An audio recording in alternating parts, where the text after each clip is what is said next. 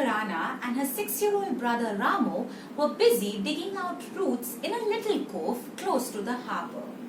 They saw a red shell bobbing on the horizon. But it was actually the sails of a ship, an alouette ship that was growing bigger as the ship came closer.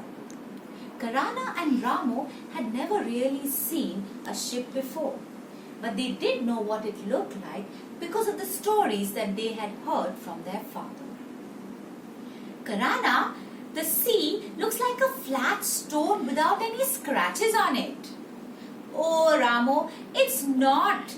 It's not a stone. It's actually just the water without any waves.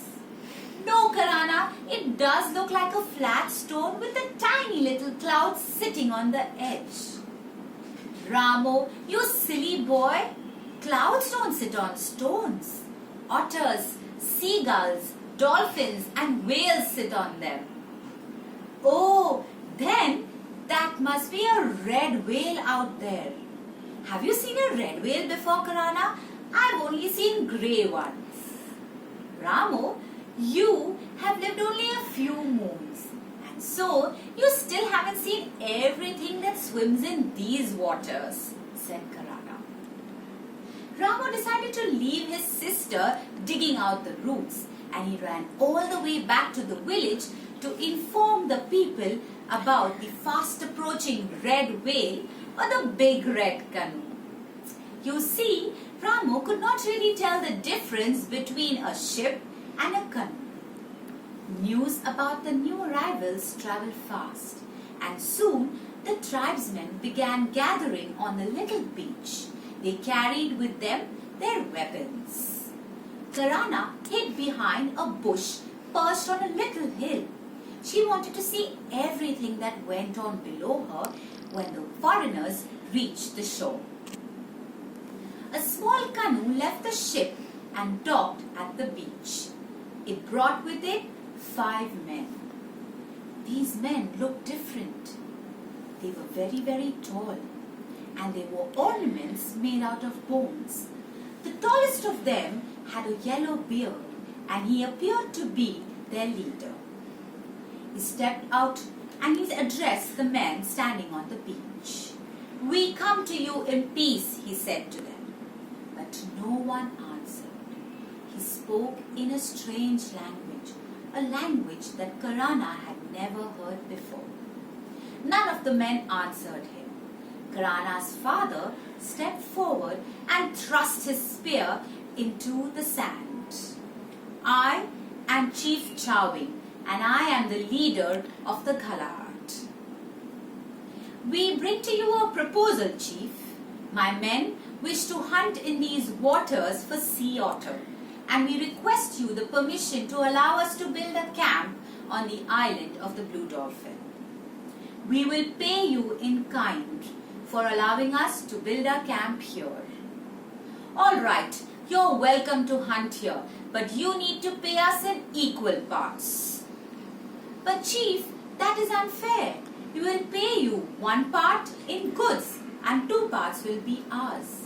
After all, you don't own these waters, and it will be my men who will be taking all the risk. Captain Orlov, either you pay us in equal parts or you are free to take your men and go back to your ship." A defiance seemed to be shimmering like a fire in Chief Chowing's eyes. Captain Orlov looked at the men standing on the beach. Then he glanced at his ship that was standing still in the waters. Finally, he made up his mind. He shrugged his shoulders and smiled at the chief. "All right, Chief, the payment will be in equal parts." Chief Chowing allowed the captain to get his men to transfer the supplies from the ship and bring them to the beach where they were going to build their camp. Chief Chowing warned all his men not to go anywhere near the Alouette camp. "These men come from a land which is far, far away from ours. Their language and their ways are not ours. They will pay us in part of goods for the hunting that they carry out in our waters. But We must not befriend them, for they do not understand friendship. The natives took the warning very, very seriously, and no one went near the Alouette camp.